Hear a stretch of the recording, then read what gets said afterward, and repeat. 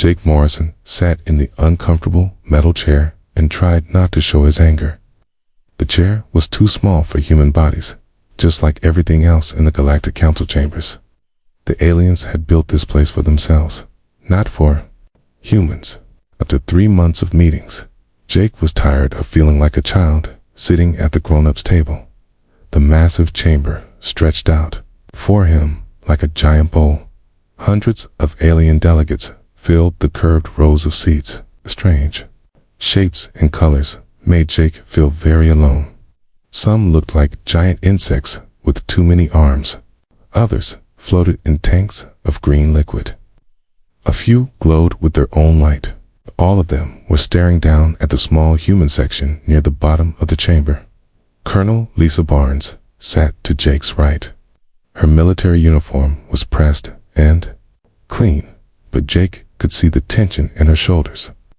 She had been a soldier for 20 years and knew when a fight was coming. Dr. Peter Grant sat on Jake's left, taking notes on his tablet. The scientist kept pushing his glasses up his nose, a habit that showed he was nervous. Behind them sat 12 more humans from Earth's diplomatic team. They were the best and brightest that humanity could send. But in this huge chamber filled with hundreds of aliens, they looked very small. High Speaker Veltar rose from his seat high above them. The Zephyrian was 8 feet tall and looked like a cross between a bird and a snake. His feathers changed colors when he spoke, shifting from blue to angry red. His voice echoed through the chamber like thunder. The matter of human expansion must be settled today, Veltor announced. These newcomers have already taken 12 worlds in the outer sectors. They build colonies without asking permission. They explore space routes that belong to older civilizations. This cannot continue. Jake felt his hands clench into fists. 12 worlds. Humans had been exploring space for 50 years before they even met aliens. Earth had sent colony ships to dozens of systems. When they joined the Galactic Council, they were told to only mention their smallest settlements. The aliens seemed scared of rapid expansion. A delegate from the crystalline hegemony spoke next. The creature looked like a walking diamond, its voice ringing like wind chimes. Humans are too young to understand galactic law. They are violent and aggressive. On their home world, they still fight wars among themselves. How can such a primitive species be trusted with space colonization? Murmurs of agreement rippled through the chamber. Jake had heard these same words dozens of times over the past 3 months. Young, primitive, violent, aggressive. The aliens loved these words when talking about humans. Dr. Grant leaned over and whispered, "They're building up to something big. This feels different from the other sessions." Jake nodded. He could feel it too. The alien delegates seemed more confident today, more united. Usually, they spent half their time arguing with each other about trade routes and territorial disputes. Today, they were focused entirely on the human problem. A Corthane delegate stood up. The slug-like creature spoke through a translation device that made his words sound wet and slimy. The Courtney Collective supports limiting human expansion. These beings reproduce too quickly and spread too fast. In just 50% of their years, they have gone from one world to many. What would they control in another 50 years? Colonel Barnes shifted in her seat. Jake knew she was thinking about the real numbers. Earth's actual colony count was much higher than 12 worlds. The human government had decided to hide their true expansion to avoid scaring the aliens. Now, Jake wondered if that had been a mistake. More aliens spoke, each one adding to the case against humanity. They talked about humans like they were dangerous animals that needed to be kept in cages. They used big words and fancy phrases, but the message was always the same. Humans were too dangerous to be allowed to grow. Finally, Velthar stood again. His feathers had turned a deep purple, which Jake had learned meant the Zephyrian was feeling very important. The Galactic Council has reached a decision. The human species will be limited to their current 12 colony worlds. No further expansion will be permitted. Human ships will be restricted to approved trade routes. Human technology will be monitored to prevent the development of advanced weapons. The chamber fell silent. Jake felt like someone had punched him in the stomach. They weren't just limiting human expansion. They were turning humanity into prisoners in their own corner of space. Velthar continued, his voice getting louder. Furthermore, all human military vessels will be reduced by half. The remaining ships will carry Galactic Council observers to ensure compliance with these new restrictions. Jake stood up slowly. The movement felt strange after sitting still for so long. Every alien eye in the chamber turned to look at him. He could hear his heart beating in his ears. "Ambassador Morrison," Velthar said, his voice dripping with fake politeness. "Do you accept these terms on behalf of the human species?" Jake looked around the chamber one more time. He saw the smug expressions on the alien faces. They thought they had one. They thought they had put the dangerous humans back in their place. They had no idea what they had just done. "No," Jake said quietly. Then louder, "No, we do not accept these terms." The chamber erupted in surprised chatter. Aliens turned to each other, their various sounds of shock filling the air. Jake raised his voice so everyone could hear him. "The United Earth Federation withdraws from these proceedings. We came here seeking partnership and friendship. We hoped to learn from older civilizations and share what we had learned. Instead, we found fear and prejudice." He paused and looked directly at Valtor. "Humanity will find its own path among the stars. We don't need your permission to exist." Jake turned to his team. "We're leaving." Colonel Barnes and Dr. Grant stood. Immediately, the rest of the human delegation followed. They walked toward the exit in perfect formation, their footsteps echoing in the suddenly quiet chamber. Behind them, Jake could hear Velthor calling for order. Other aliens were shouting questions and demands, but Jake didn't look back. He had said everything that needed to be said. As they reached the exit, Dr. Grant whispered, "What happens now?" Jake smiled for the first time in months. "Now we show them what humans can really do." President Catherine Wells sat at the head of the long table in the White House Situation Room. Her face was calm, but her fingers drummed silently on the polished wood. Around the table sat the most powerful people in human space. They had been waiting for this moment for 3 months. Admiral Roy Jackson cleared his throat. The old soldier's uniform was covered with medals from the Mars colony wars and the asteroid belt conflicts. His gray hair was cut short, and his blue eyes were hard as steel. "Madam President, Ambassador Morrison's message came through an hour ago. The aliens rejected our proposal for equal partnership. They want to cage us like animals." "What exactly did they demand?" President Wells asked, though she already knew the answer. Colonel Lisa Barnes, who had returned to Earth on the fastest ship available, stood up. She looked tired from the long journey, but her voice was strong. "They want to limit us to 12 colonies. They want to cut our fleet in half. They want to put their people on our ships to watch us. They're treating us like children who can't be trusted with sharp objects." Director Nina Foster of Colonial Affairs shook her head. She was a small woman with short brown hair, but her voice carried authority. 12 colonies. She laughed bitterly.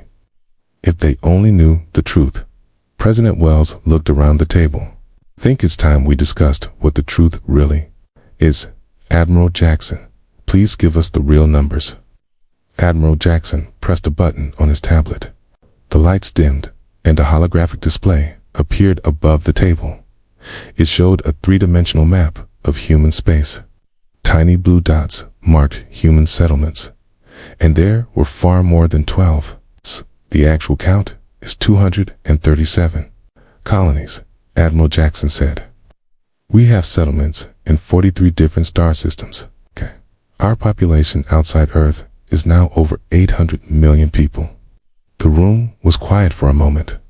Even some of the people at this table were seeing the full scope of human expansion for the first time. Dr. Helen Price, Earth's chief scientist, spoke next. She was a thin woman with gray hair pulled back in a tight bun. Her voice was excited, like a teacher sharing good news with her students. The aliens think we're using primitive chemical rockets. They have no idea about our fusion drive technology. Our ships are faster than anything the Galactic Council has ever seen. She pressed her own tablet and the display changed. Now it showed sleek human warships with advanced engine systems.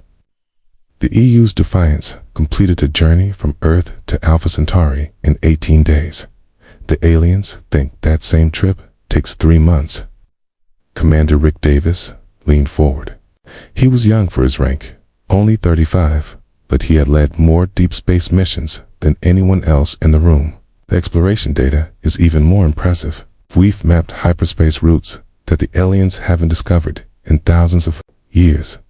We know about star systems they've never even heard of. President Wells nodded slowly.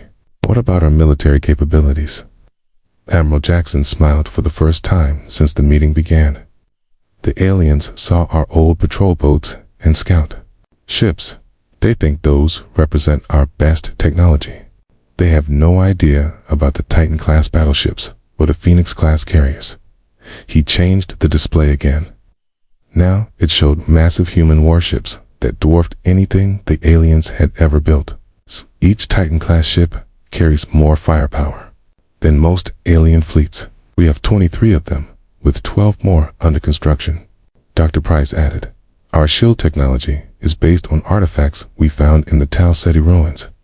The aliens don't even know those ruins exist. Our shields can stop weapons that would destroy their best ships.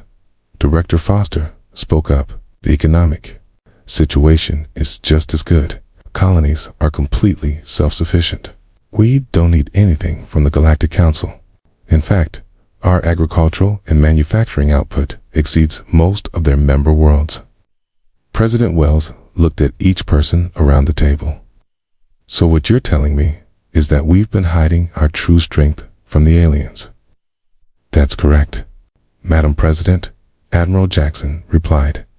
When we first made contact, we thought it was better to appear weak and non-threatening. We wanted to avoid conflict while we learned about galactic civilization.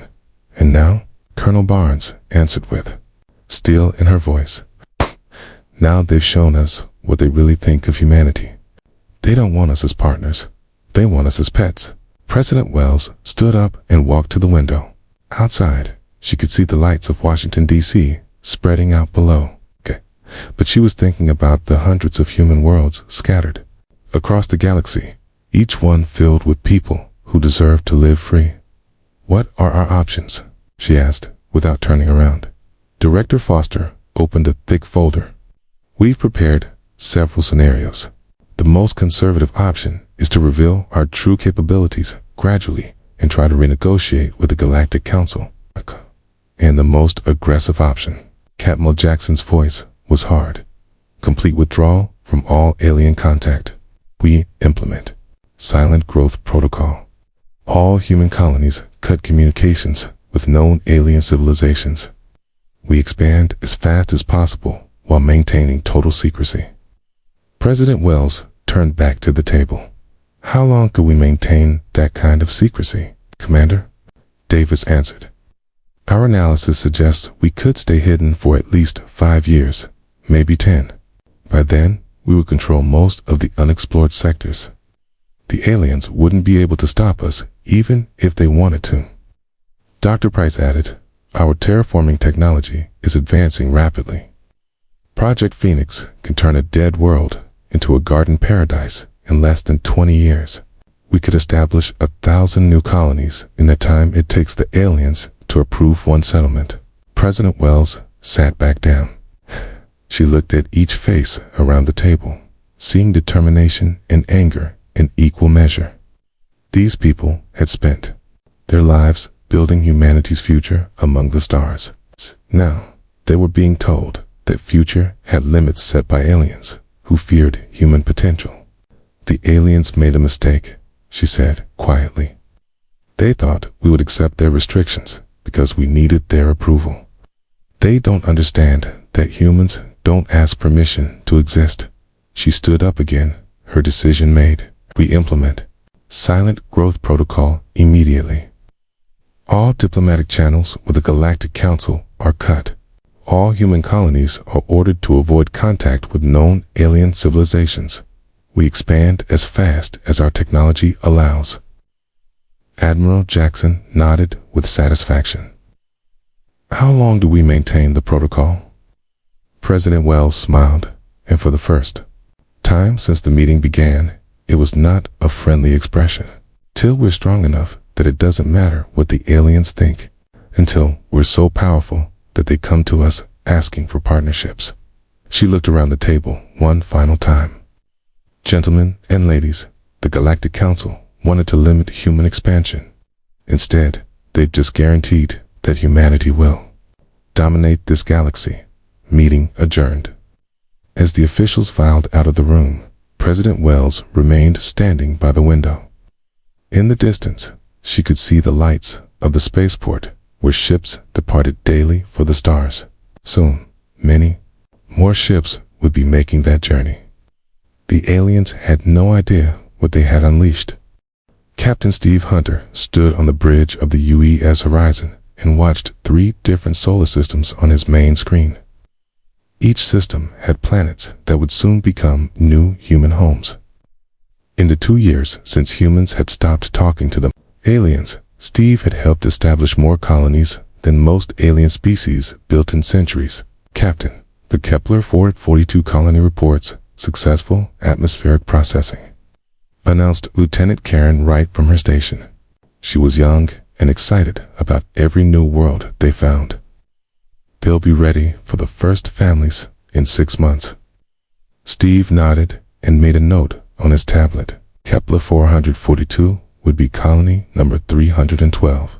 The aliens thought humans only had 12 worlds. If they could see this, Steve thought, they would probably panic. Engineer Mary Sullivan looked up from her workstation.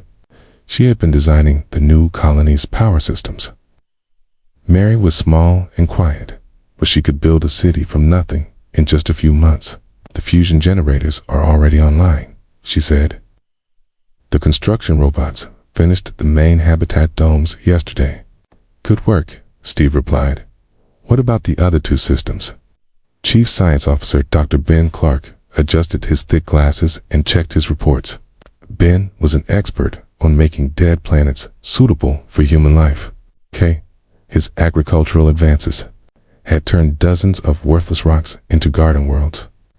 667 is ahead of schedule. Soil treatment is working better than expected. They should have their first harvest in 8 weeks instead of 12. Steve smiled. Ben's new farming methods were amazing. Human colonies could feed themselves almost immediately after landing.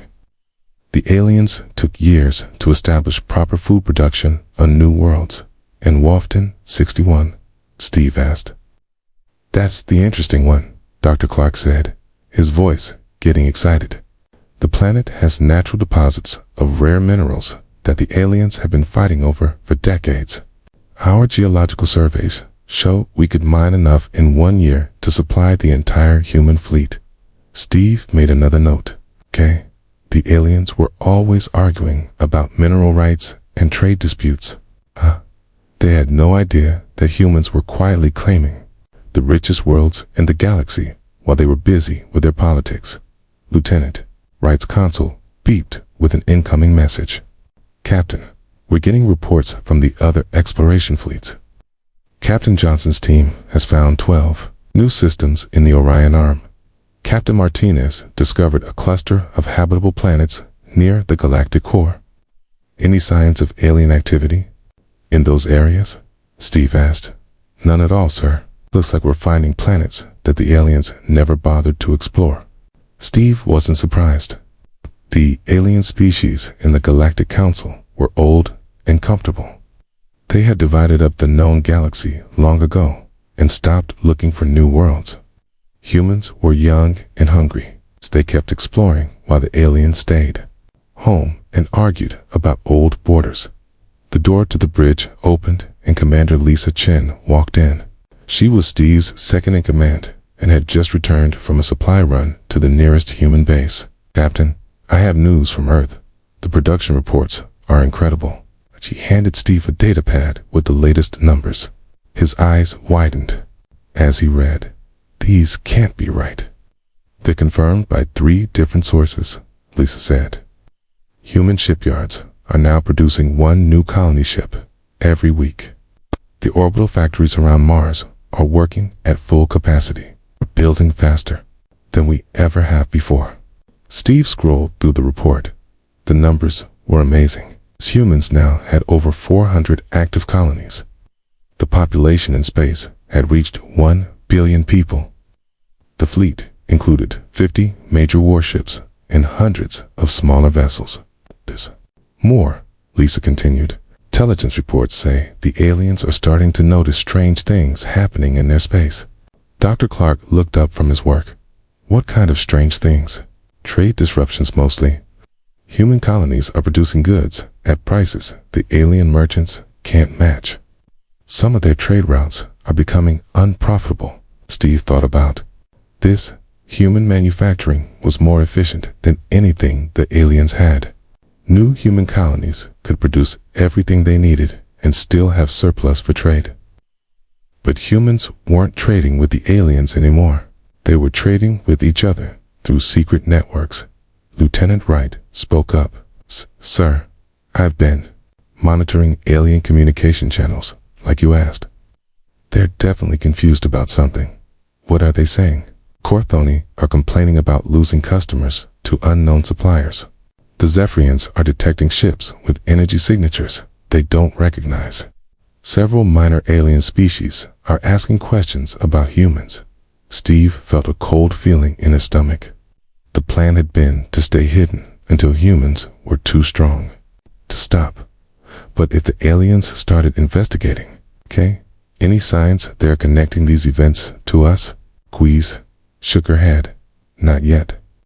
The Galactic Council still thinks we're sitting in our corner of space, feeling sorry for ourselves.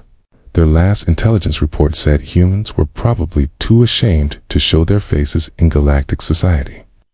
Steve laughed, despite his worries. The aliens were so sure of their own superiority that they couldn't imagine humans becoming more successful without their help. Engineer Mary Sullivan looked up from her plans. "Captain, we're getting construction requests from 18 new colonies. They need everything from schools to spaceports.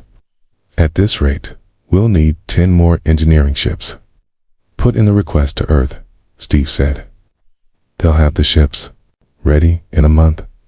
Dr. Clark added, "The agricultural reports are just as good. Human colonies are achieving food surplus in their first year. Some worlds are already exporting to other human settlements." Steve walked to the main view screen and looked out at the stars. Somewhere out there, alien leaders were sitting in their comfortable chambers, believing they had solved the human problem. They thought humans were defeated and contained. They had no idea that human colonies were spreading through the galaxy like wildfire. Every day brought new worlds, new resources, new possibilities. The aliens had tried to cage humanity, and instead had motivated them to grow beyond all limits. "Lieutenant Wright, send a message to Earth," Steve ordered. "What's phase 2, sir?" Wright asked. Steve smiled as he looked out at the stars. "Phase 2 is when we start letting the aliens see what we've accomplished. I think it's time they learned what happens when you try to limit human ambition." Behind him, his crew worked quietly and efficiently, each one proud to be part of humanity's greatest expansion. They were explorers and builders, soldiers and scientists. They were humans, and they had proven that no alien council could decide their fate. The galaxy was much bigger than the aliens realized. And now, it belonged to humanity. Captain Frank Coleman stood on the bridge of the UES Pathfinder and watched the Zephyrian research ships getting torn apart by pirate vessels. His orders were clear: avoid all contact with alien species. But watching innocent scientists die went against everything Frank believed in. "Captain, the Zephyrian ships are badly damaged," reported Lieutenant Sarah Kim from her sensor station. "Their shields are failing. They won't last much longer against those pirates." Frank gripped the arms of his command chair. The Pathfinder was a new exploration vessel, one of the fastest ships in the human fleet. Its weapons were designed to handle any threat in unknown space. The pirate ships attacking the Zephyrians looked like flying scrap metal compared to human technology. Commander Tony Rodriguez, Frank's second-in-command, stepped closer. "Sir, our orders are specific. No contact with alien civilizations under any circumstances." Frank watched another explosion tear through a Zephyrian ship.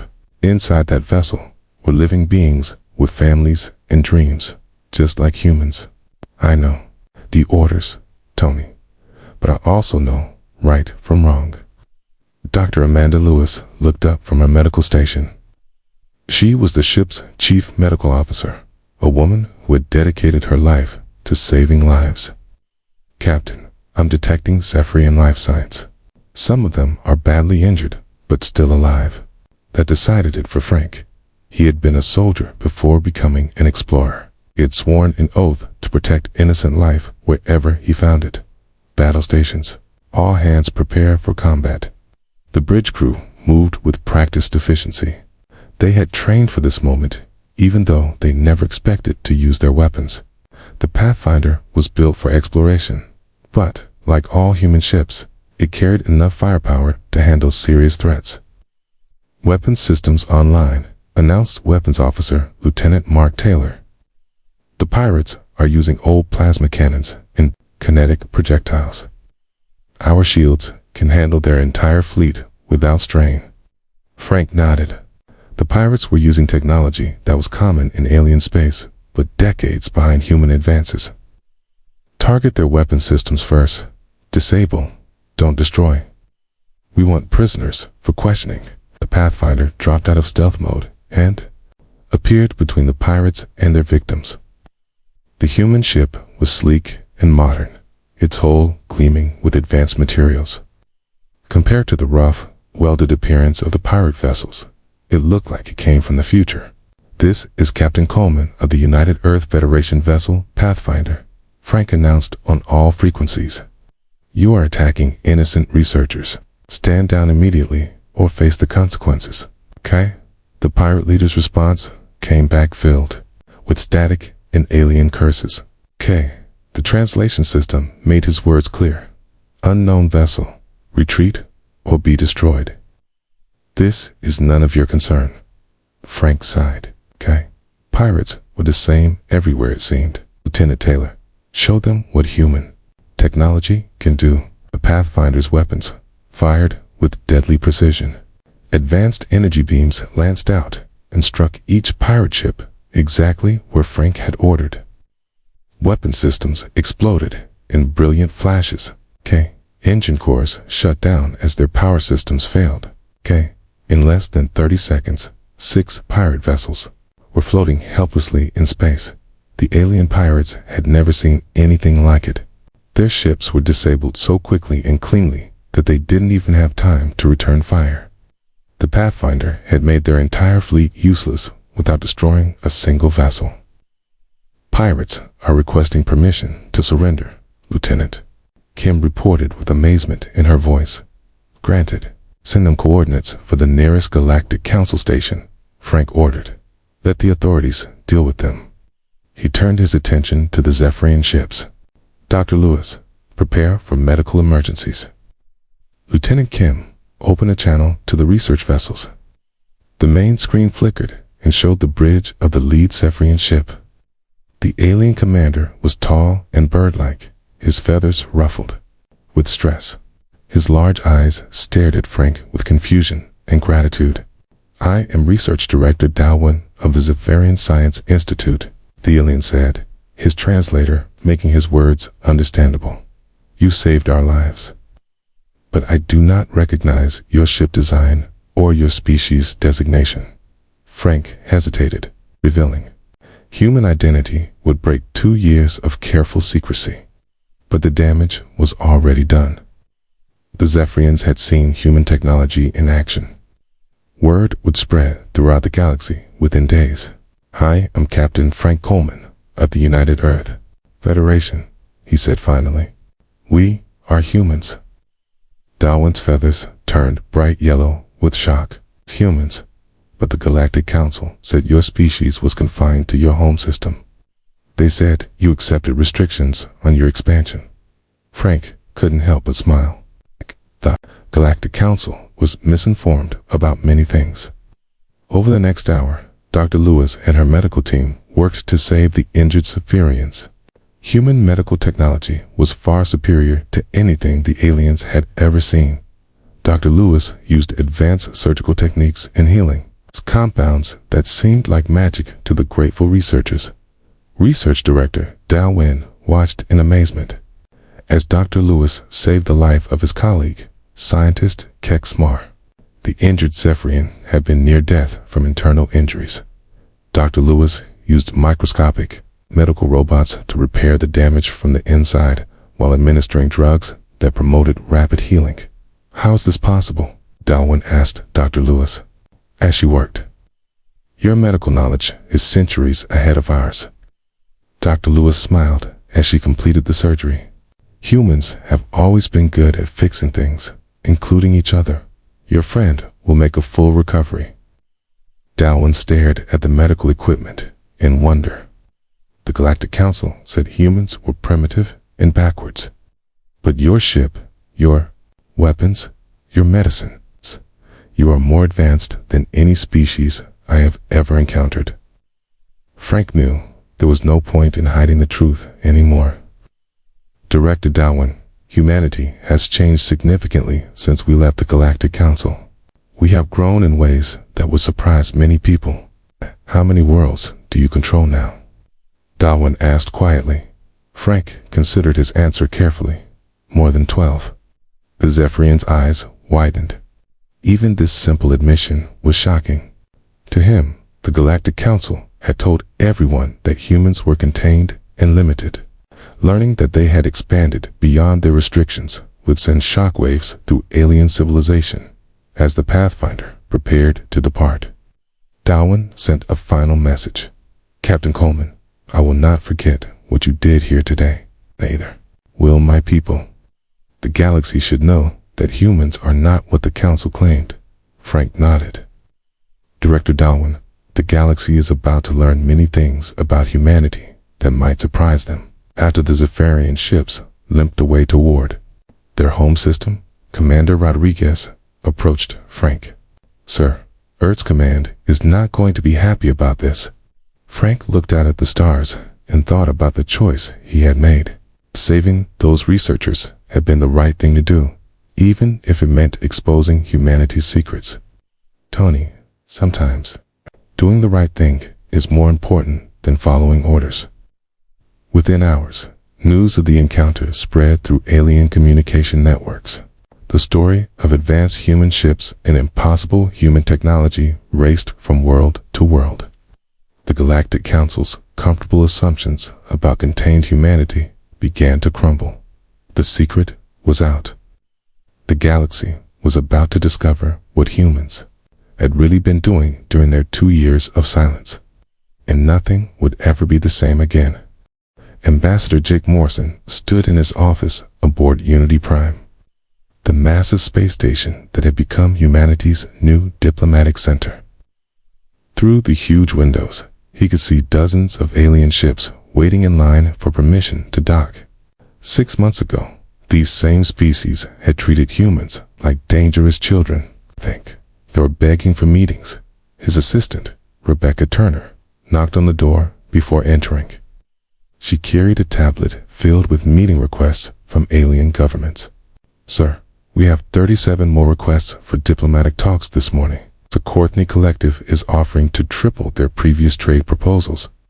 The crystalline hegemony wants to discuss sharing their crystal growing technology. Jake smiled as he read through the list.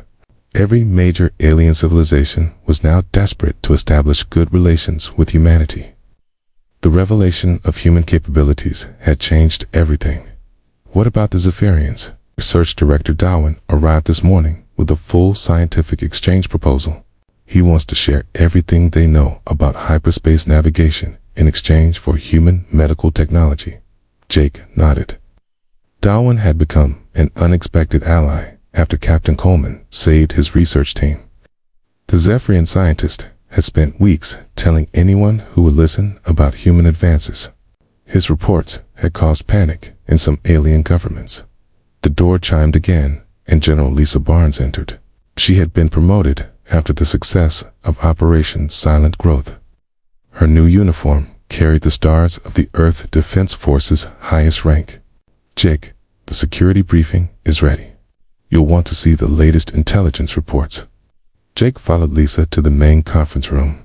The walls were covered with displays showing human space in its full glory. Over 600 colonies now dotted the galaxy, connected by the fastest communication and transport network ever built. President Catherine Wells appeared on the main screen via secure transmission from Earth. Behind her, Jake could see the flags of dozens of nations that had united under human expansion into space. Ambassador Morrison, General Barnes, congratulations on another successful day of diplomatic chaos. Jake laughed. Chaos was the right word. The carefully ordered galaxy that the aliens had maintained for centuries was falling apart. Trade routes that had been stable for thousands of years were disrupted. Political alliances were crumbling as species rushed to align themselves with humanity.